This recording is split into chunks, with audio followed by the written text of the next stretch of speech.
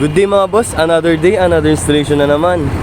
Bale may kinabit tayong Android head unit with reverse camera dito sa ating Isuzu MUX.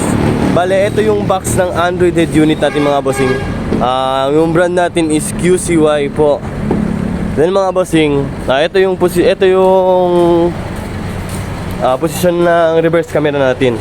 Ito mga bossing. Yun. Ito yung reverse camera natin. Then mga bossing, pasok tayo sa loob.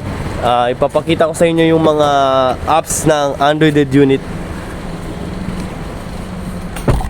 Bale, ito yung Android head unit natin mga bossing. May kasama na tong panel. Tapos SD card, USB. Ito yung USB port niya mga bossing, dalawa. Tapos ito yung mga apps ng Android head unit natin.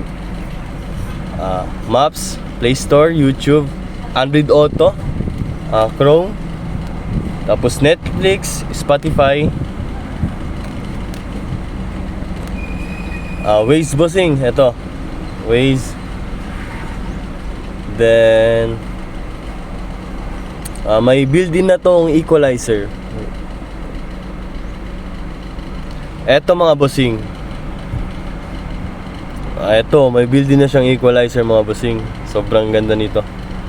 Then ito mga bossing, once mag-trigger kayo ng reverse, automatic na rin tong lalabas sa screen natin bossing.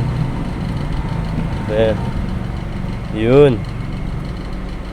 Ito mga bossing, sobrang ganda.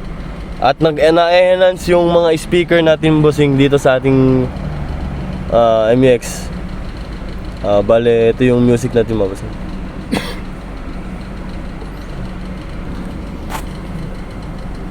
Ito mga boss. Tapos may equalizer na siya. Pwede nyong laruan yung tunog nito. Kayo na bahala kung anong gawin nyo.